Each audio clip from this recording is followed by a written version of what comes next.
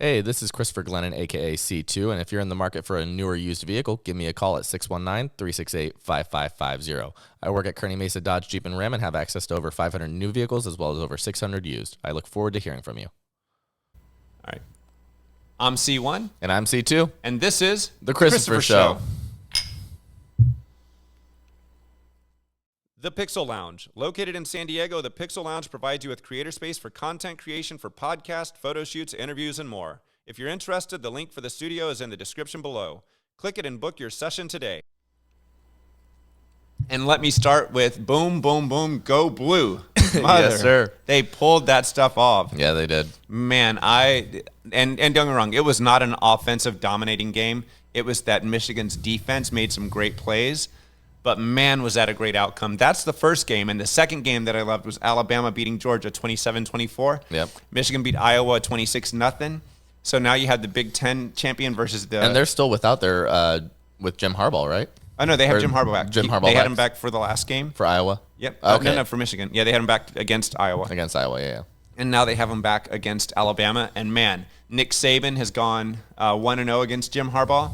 Alabama is 3-2 lifetime against Michigan, but it's always been on a neutral field, and now they're playing in the Rose Bowl. Yep. The winner of the Rose Bowl plays the winner of the Sugar Bowl, which is Texas versus Washington. And the Rose Bowl has been going on since 1902. And man, it's a huge game. I know even as a kid, I used to love like the Rose Bowl because Michigan had played in it sometimes and whatever. But go blue, man. I am pulling for them to beat Alabama. I was born in Detroit, grew up in Alabama, so it's two of my favorite teams. And don't get me wrong, Auburn's my second favorite team, but I figured out that Michigan is my favorite team, especially because of the way I felt. When I thought about this week, I'm like, well, what if Auburn was playing Michigan? Who would I pull for? And I'm like, honestly, Michigan. I'd pull for Michigan, yeah. And that's your hometown, so. What's that? That's your hometown, your home. Yeah, where exactly. You were born. And you know me, I'm a Lions, Pistons, Tigers, and Red Wings fan. I'm a Michigan fan. The Jeep you just bought is Lions colors, so. Yeah, I know, right? Silver and blue. My brother has been a Wolverines fan since the 90s. So for them to be able to get back there and for him to be able to watch that, it makes me happy for him, especially because he is in Alabama. I still want bragging rights for him, so I want Michigan to go out there. They don't even have to beat him by a lot. Just beat Nick Saban, beat Alabama, and get the win. So that's what I'm looking for. How are you about the Michigan? I know that your mom... My mom's a Michigan fan as well. But, I mean, it's just awesome feeling to finally get to see them in the playoffs. I mean, I haven't seen Auburn's been in the playoffs a couple times. But Auburn won one. They won a national championship, but it was before the bowl series. Gotcha. Yeah. It was before the bowl series, I thought. But I don't. Playoffs, rather. Yeah. But no, getting to see Michigan finally in there is just really good feeling. I'm a Michigan fan by association because of you. I mean, I've never really cared for any kind of football teams. I mean, I root for San Diego State because, born and raised here. But Michigan's, they've always been a good team. They've just gotten better over the years kind of thing recently. They have. And my brother has put up with a lot of the years of struggle for them against Ohio State and things like that. Now they've beaten Ohio State 3 straight games. Amazing for me as well. I'm excited. Like, this is the most excited I've been about the playoffs since they started. Yeah. Is the fact that Michigan's playing Alabama and Michigan's ranked number 1. You have Alabama ranked number 4. You have Texas ranked number 3 playing Washington number 2. Texas is actually 3-2 against Washington. They're playing in the Sugar Bowl. That thing's been played since 1935.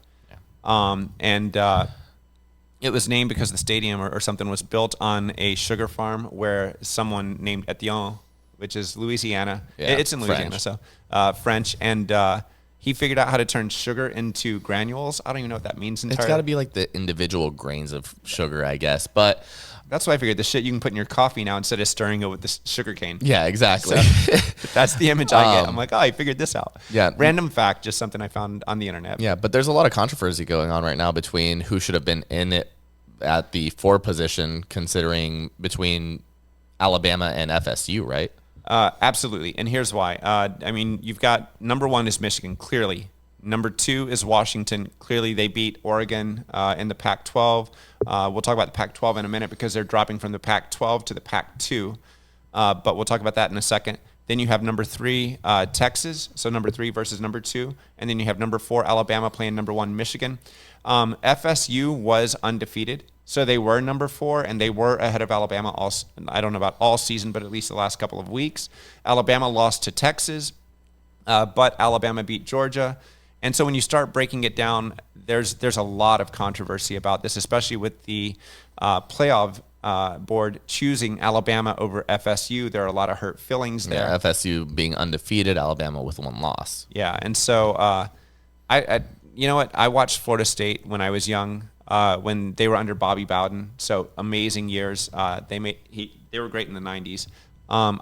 They played Auburn that year and beat them that year, which sucked for us. But we watched that game live, things like that. So does FSU deserve to be in there? You have the Power 5 conferences. You have the SEC number 1. The Big Ten is number 2. And this is my personal ranking of them. Number 3, you're looking at the Big 12. Then number 4, the Pac-12. Those two are kind of equal. But then you have the ACC. And I'm sorry, but I see the ACC at the bottom. They're like, oh, we're a Power 5 conference. Yeah, you're number 5, bro. Like, that's like somebody that ran a race and came in second. Yeah. Like, they're like, I won. No, you didn't. They ran a race between 2 people and came in second. Exactly. So so when they say they're Power 5, I have respect for that because I understand what the Power 5 means. ACC in basketball, dominant. You've got Duke and Clemson. Duke, Clemson. Like, a lot of great teams in basketball. Gonzaga's in there, right? No. I think Gonzaga's West Coast, aren't they? Oh, shoot. I might be wrong on that. So, but ACC, you have a lot of great teams.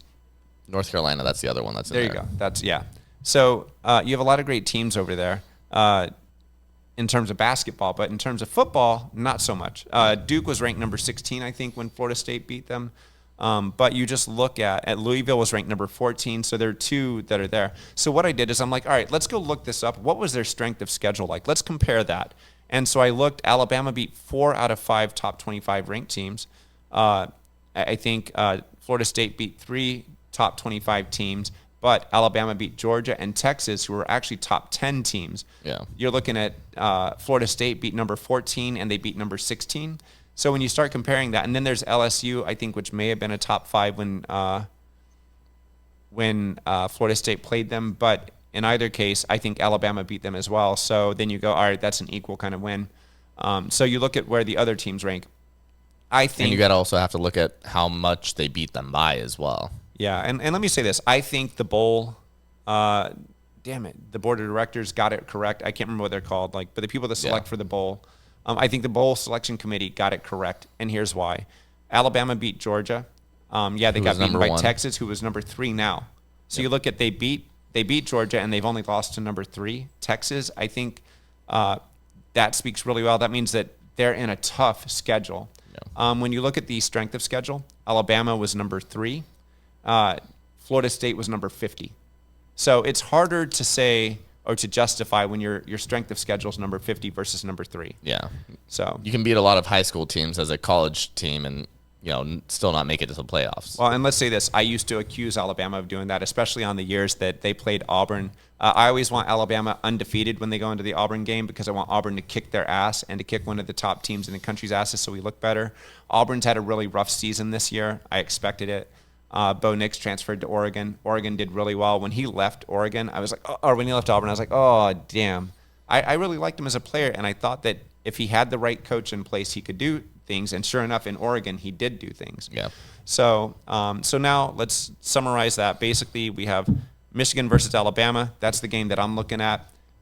Texas versus Washington. That's a game that I see. If Washington wins, Washington or Texas is going to be a tough one opponent for the championship game. So you're going to have Michigan or Alabama versus Washington or Texas. That's going to be a great national championship game, if you ask me. Those are the top 4 teams. Florida State would have been good. I think the bowl selection committee also looks at what is the draw. A Michigan versus Alabama game has way more draw than a Florida State versus Michigan game, primarily because of their past history, but also because they're from in my mind, the 2 toughest conferences to play in. Yeah. So the fact that they're playing each other, that to me is almost I'm not going to say that they're going to win, but I'm saying that is like a championship game caliber kind of game. Match, yeah. Yeah, so I'm excited, clearly. You can tell by the way I'm speaking about it. But, exactly. But yeah, I'm looking forward to that game. I'm looking forward to the results. we're probably going to go up and at least be in the proximity of Pasadena for the Rose Bowl. Yeah, hopefully we can maybe go watch the game, but we'll see. We might. I'm looking at tickets, so we'll see whether or not we get to go to that. But absolutely, that's going to be an amazing game and even an amazing experience. We'll be sharing that with a friend and hanging out with them, someone we haven't seen in a while. So it'll be great, and that's a great experience, especially because both teams, Michigan and Alabama, mean so much to me. So I would rather see that than, say, Michigan versus Florida State, but Michigan versus Washington, I would rather see Michigan versus Alabama. Michigan versus Texas, I'd still rather see Michigan versus Alabama. Yeah. So I'm excited, as evidenced by how quickly I'm speaking. Exactly. Yeah. No, you're definitely enthusiastic about it. So yeah, it'll be a great time. It'll be New Year's Day. I was thinking about going out New Year's Eve, but if we're going to Pasadena for New Year's Day, I may have to mute that. We might have to call it a early night on New Year's Eve. Yeah, and do it from home and watch the watch the ball on TV. drop. Yeah. So with that, I'm C1 and I'm C2, and this is the Christopher Show. And thank you for watching. The Merchant Card Group. If your business needs payment processing services, hit me up and I'll give you a referral code. With my referral code, send them your statement, and if they can't beat your current cost, they will give you $250. That's how confident they are that they can beat your cost. You can reach me at CA Glennon on Instagram or at 619-249-9328.